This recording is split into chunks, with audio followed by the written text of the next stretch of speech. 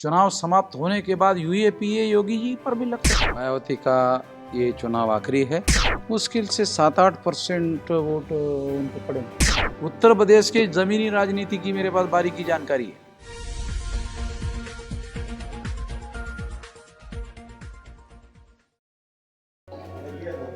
वो सारा जो खेल है वो उत्तर प्रदेश के चुनाव को ध्यान में रखते हुए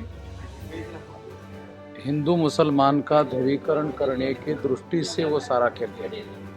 उत्तर प्रदेश में उनको बताने के लिए तो कुछ है नहीं कि हमने कुछ काम किया, ऐसा करने के लिए कुछ है नहीं उनके पास।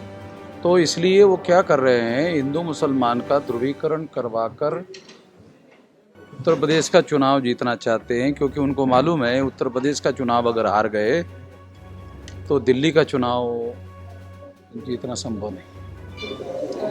सर, जिस तरीके से आपने महारैली की थी पहले लखनऊ में और अब आप करने वाले हैं इटावा में 14 नवंबर को, आपकी महारैली से जो असर हो रहा है जिस तरीके से समाज पर, आपको क्या लगता है कि आने वाले चुनावों में इसका कितना असर होगा और किस तरीके से भारतीय जनता पार्टी को आप टक्कर दे पाएंगे? हम लोग जिसके पलड़े में वजन डालेंगे सरकार उसकी बनेगी। बहुत संक्षिप्त में अभी हमारी ताकत इतनी है कि हम जिसके पलड़े में वजन डालेंगे उसकी सरकार बनेगी। लेकिन उनको बांटने की कोशिश भी तो लगातार की जा रही है। बहुत सारी पार्टियां हैं जो रिप्रेजेंटेशन कर रही हैं बहुजनों का।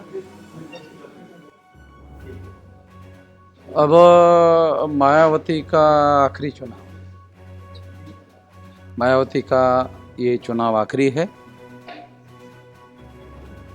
मुश्किल से 7-8% वोट उनको पड़े। चंद्रशेखर आजाद राम वाले लोग रावण को देख लेंगे, हमें उसको तरफ देखने की जरूरत नहीं। गठबंधन की उम्मीद किसके साथ है? गठबंधन किसके साथ हो सकता है?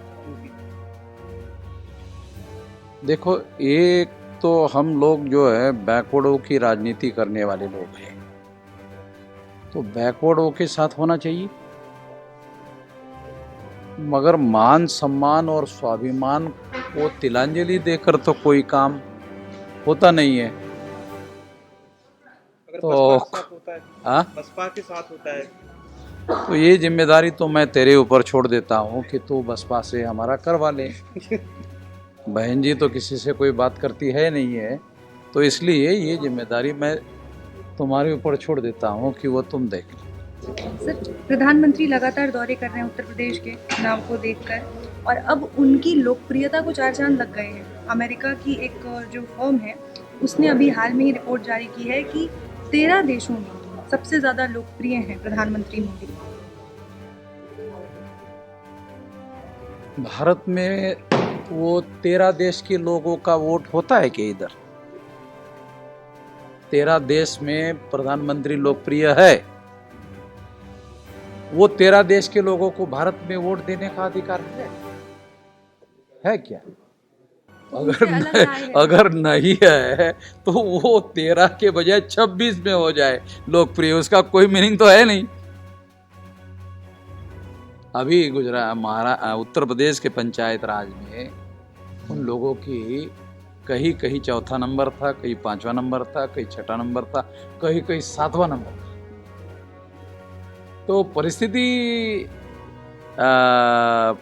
उनके लिए जनता में प्रतिकूल है, मगर वोट विभाजन का फायदा बीजेपी को हो सकता है। ये नहीं होना चाहिए, इसलिए हम महागठबंधन बनाने की दिशा में आगे बढ़ रहे हैं। गठबंधन छोटे और मध्यम दलों के साथ लगभग हमारा हो गया है, अब रहता है महागठबंधन।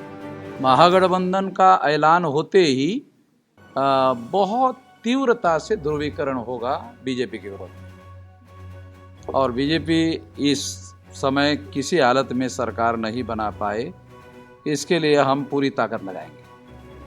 उत्तर प्रदेश में जनता में कितने लोकप्रिय हैं योगी आदित्यनाथ, ये लगभग हम सभी जानते हैं, क्योंकि उनको चेहरा बना दिया गया है, दोबारा मुख्यमंत्री के घोषणा हो चुकी है। योगी जी को हम उत्तरांचल भेजेंगे, क्योंकि वो मूल रूप से वहाँ के रहने वाले हैं, तो उत्तर प्रदेश में एक भी आदमी नहीं है मुख्यमंत्री बनने लायक। इतने नालायक लोग हैं 23 करोड़ कि वो उसको उत्तरांचल से उत्तर प्रदेश का मुख्यमंत्री बनाने के लिए लाया जाए। ये तो 23 करोड़ लोगों में सारे के सारे लोग नालायक है, ये बीजेपी का कहना बहुत गलत है।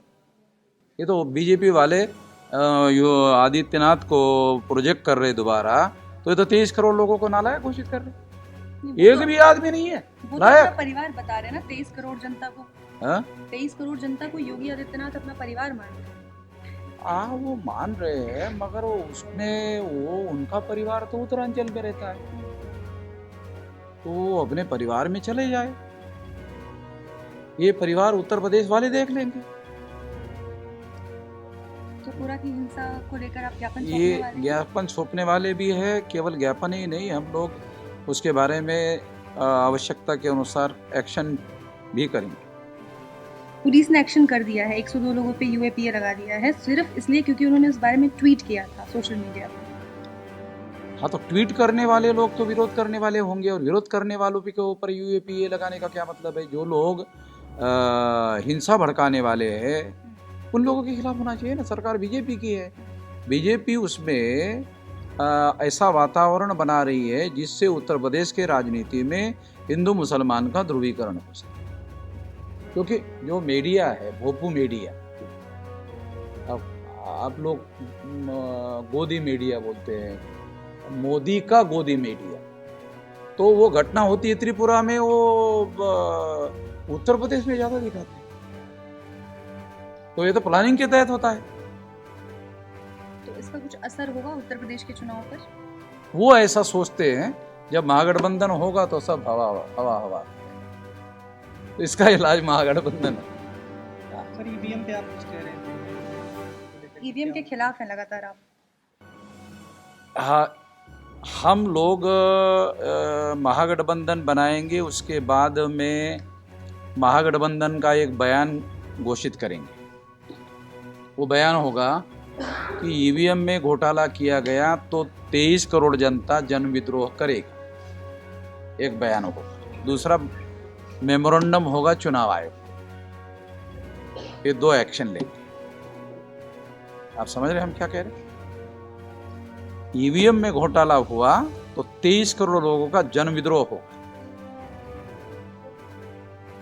और अब की बार हम अपने मशीनरी को, कैडर्स को चुनाव के दौरान पहले ईवीएम के घोटाले से संबंधित और मिलान करने से संबंधित ट्रेनिंग देंगे, और मिलान में उनके घोटाले को पकड़ेंगे। भारत बंद तो है ही है, सारे देश भर में भारत बंद है, उत्तर प्रदेश में थोड़ा ज्यादा हो। त्रिपुरा का थोड़ा सा इलाज करना पड़ेगा ना। नहीं, आप समझ नहीं, हमारी बात समझ रहे? सरकार लोग नहीं समझेंगे तो कौन समझेगा? लेकिन यूपी में सबसे ज्यादा यूएपीए लग रहा है सर, तो वही बंदोबस्त करेंगे महागठबंधन से, और चुनाव समाप्त होने के बाद यूएपीए योगी जी पर भी लग सकता, नहीं लग सकता?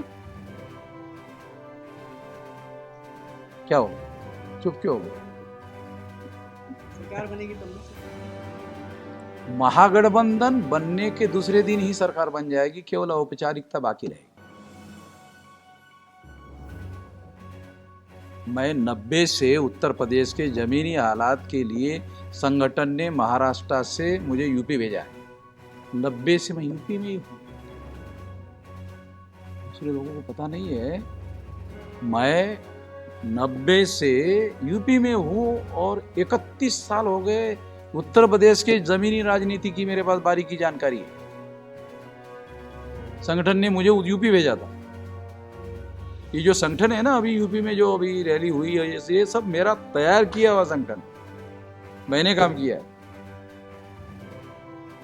और 93 में जब मुलायम सिंह जी मुख्यमंत्री बने, उसके 3 साल पहले मैं यूपी में था।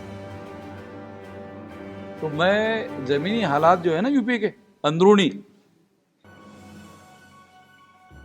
जो जातीय समीकरण है उसका डाटा है, और वो कौन से चुनाव में, कौन से विधानसभा में कितना वोट किसका क्या, सब कागज देखना नहीं पड़ता इधर ही।